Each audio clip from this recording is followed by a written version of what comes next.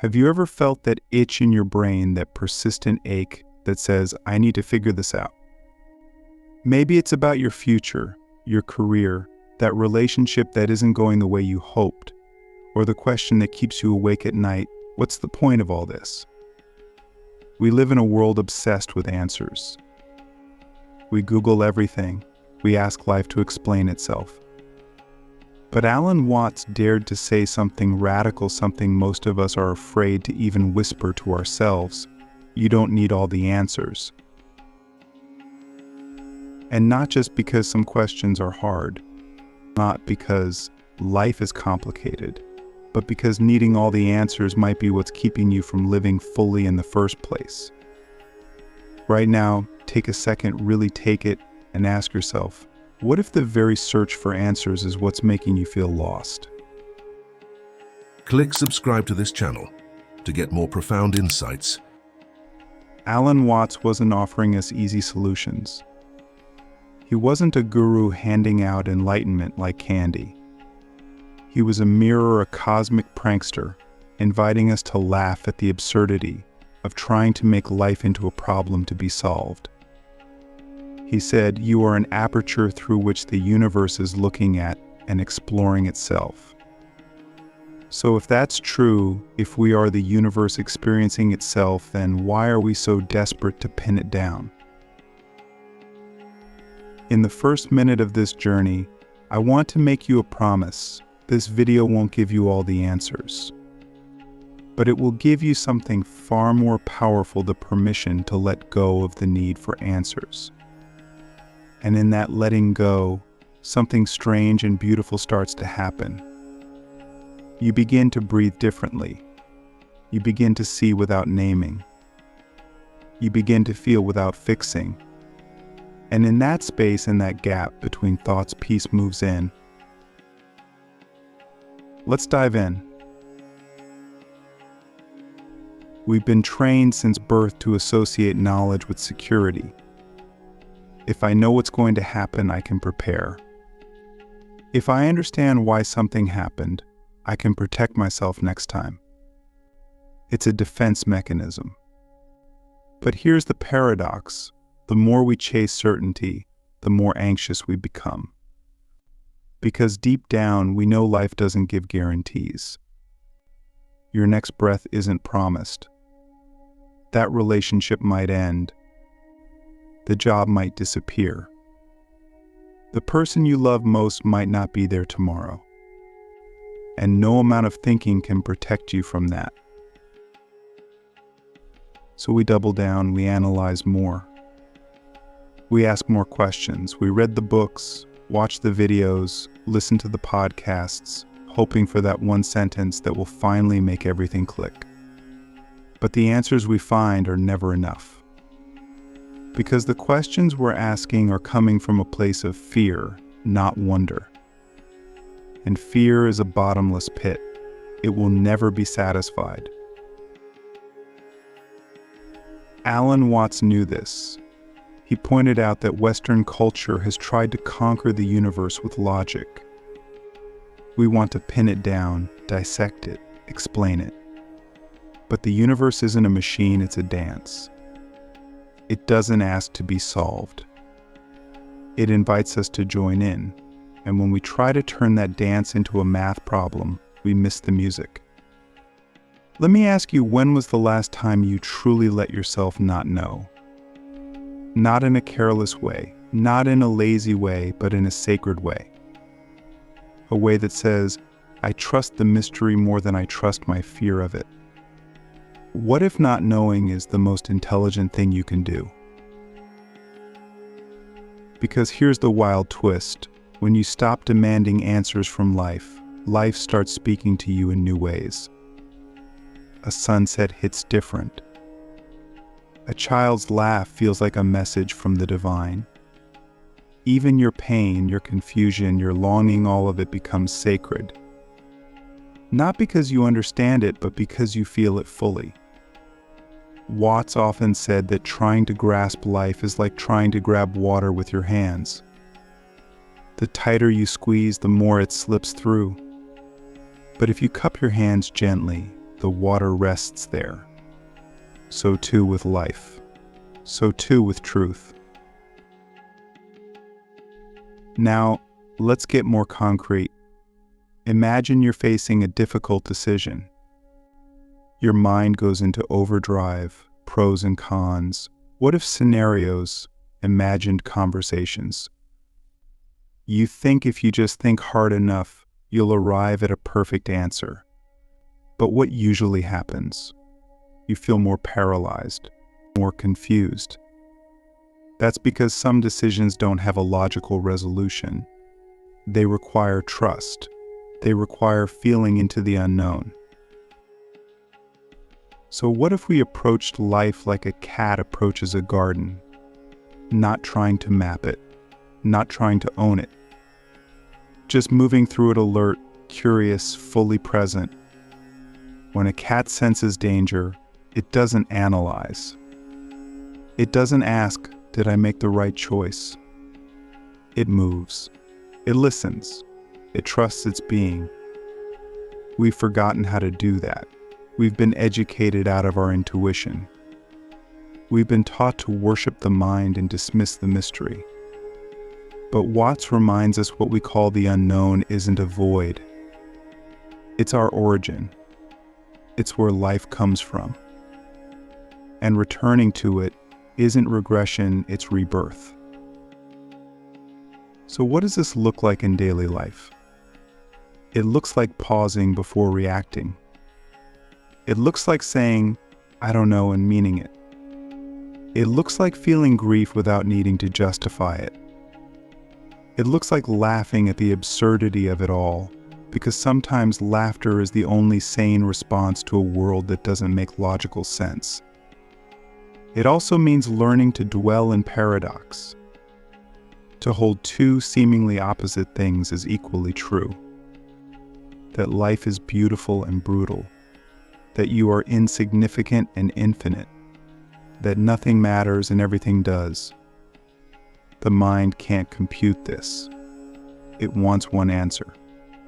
But reality is not binary. It's woven from contradiction. And here's the part that hits hardest. The people who seem the most at peace are often the ones who've made peace with not knowing. They don't need to control everything. They don't need to be right. They don't need to have it all figured out. They've stopped playing the game of mental gymnastics, and they've started living. Can you imagine what your life would feel like if you no longer needed to be certain? Take a breath. Really take one right now. Feel the space between thoughts. That's it. That's the beginning of freedom. You don't need to be fixed. You don't need to be more enlightened. You don't need to download another course or read another book or ask another expert. You are already in the mystery. You are already enough. And the more you surrender to that truth, the more life opens up not as a riddle to be solved, but as a miracle to be experienced. Because here's the secret Alan Watts tried to whisper to us through every lecture. The meaning of life is not found in an answer. It's found in the moment you stop asking. Let's be honest, uncertainty terrifies us. We've been told that not knowing is weakness, that it's dangerous, that it means you're unprepared. But what if everything we've been told about uncertainty is backwards? What if not knowing is not a hole to be filled, but a doorway to be walked through? What if uncertainty isn't an obstacle to understanding, but the very condition that makes understanding possible in the first place? Alan Watts often compared life to the act of swimming. If you try to stay afloat by stiffening your body and panicking, you sink. But if you relax, if you trust the water to carry you, you float. That's what uncertainty is, it's the water. And your job isn't to outsmart it. It's to surrender to it, not in defeat, but in grace. You don't drown because you don't know what's coming. You drown because you resist the flow. When you begin to understand this, a strange thing happens. The fear begins to dissolve. Not all at once, not forever, but enough to breathe again. Enough to let go of the compulsive need to pin everything down. You start to see that your mind, for all its brilliance, is just one part of a much larger intelligence. The body knows things the mind doesn't. The heart moves in directions logic can't follow. Life, in its fullness, doesn't need to be solved to be sacred. And in that space of not knowing, in that sacred gap between certainty and chaos, you begin to discover something astonishing: yourself.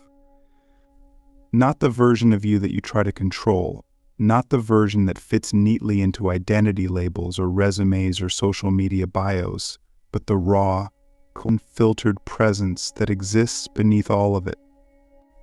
The you that simply is. The awareness that watches the thoughts and doesn't get tangled in them. The still point in the center of the storm. This is what Watts meant when he said, "The more a thing tends to be permanent, the more it tends to be lifeless." When we cling to fixed answers, we stop evolving. We stop listening. We become rigid. And what's rigid eventually breaks. But life is not a machine.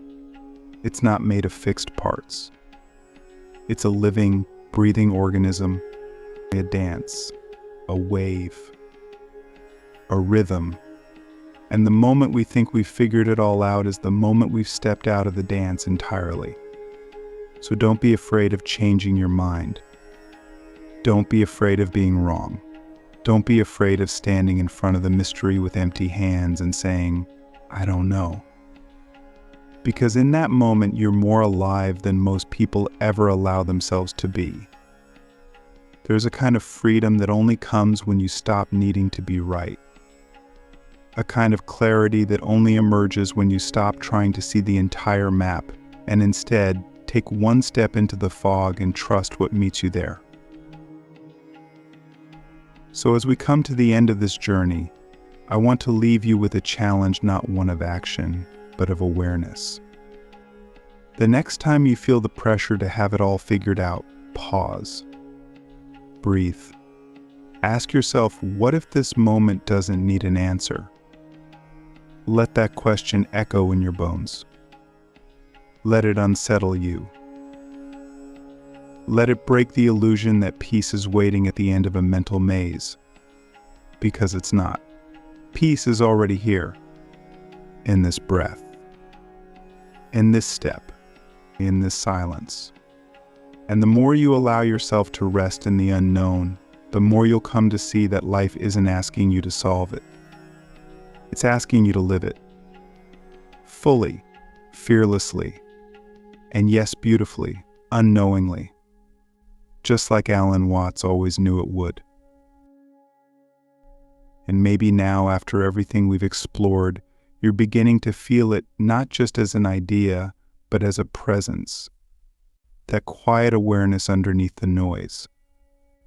The space where questions dissolve, and what's left is something deeper than answers. A kind of intimacy with life that doesn't need explanation. This is the state Watts was pointing toward when he said, "It is only when you stop pursuing happiness that you will find it." We've been taught that happiness lies on the other side of solved problems, perfected plans, and mental clarity. But happiness, like peace, isn't a destination. It's not what you find after you win the game of life. It's what you discover when you stop playing the game entirely. When you stop running toward the next answer and instead sit down right where you are and feel the richness of this moment without needing it to become anything else. Now, this doesn't mean we abandon curiosity or stop learning. It means we shift how we relate to knowledge. We stop treating it like armor and start seeing it as a tool. Because when we seek knowledge from fear, we weaponize it. We use it to defend ourselves against the unknown. But when we seek knowledge from wonder, it becomes play. It becomes art. It becomes a way of dancing with life, not dominating it. That's the difference between living in a prison of questions and living in a playground of mystery. One is heavy, tight, anxious. The other is expansive, light, alive. So ask yourself, have I been using questions to hide from life or to explore it? Am I looking for answers to feel safe or to feel connected? That difference is everything. And yes, there will be times when the not knowing hurts, when you want answers so badly you can taste them, when life throws you into the dark and all you want is a flashlight. In those moments, remember this: pain is not a sign that you failed to figure things out. Pain is part of life's texture. It's part of being human. Alan Watts wasn't offering a way out of pain, he was offering a way into it that doesn't make it worse. Because when we resist pain, we double it. But when we allow it, when we let it flow through us without demanding it explain itself, something opens, something heals. Not because we solve the pain, but because we stop treating it like a problem. And maybe, just maybe, it was never a problem at all, just an invitation to feel more deeply, to be more alive. So where does this leave us? It leaves us right back where we started, with a choice. Not a choice between right and wrong, success or failure, certainty or chaos, but a choice between control and trust. Between clinging to a rigid worldview or dancing with a mystery. Between being a thinker trapped in loops or being a being aware, open and unafraid to not know. Watts once joked that life is like music. Its purpose is not to arrive at the final note, but to enjoy the unfolding. So ask yourself sincerely, what if you stopped treating your life like a problem to be solved and started hearing it as a song? What if the moments that feel most uncertain are actually the moments closest to truth, not because they contain answers, but because they reveal your capacity to live without them? And that's the real power, not knowing, but still loving. Not understanding, but still trusting. Not solving, but still showing up. Day after day, breath after breath, with your eyes open and your heart unguarded. This is what Alan Watts gave us, not a doctrine, not a formula, but a mirror. A mirror that reflects not who we think we are, but who we really are when the questions fall silent. And maybe, just maybe, you don't need all the answers, because maybe you are the answer. The living, breathing presence through which life continues to unfold beautifully, mysteriously, and endlessly now. And that is more than enough.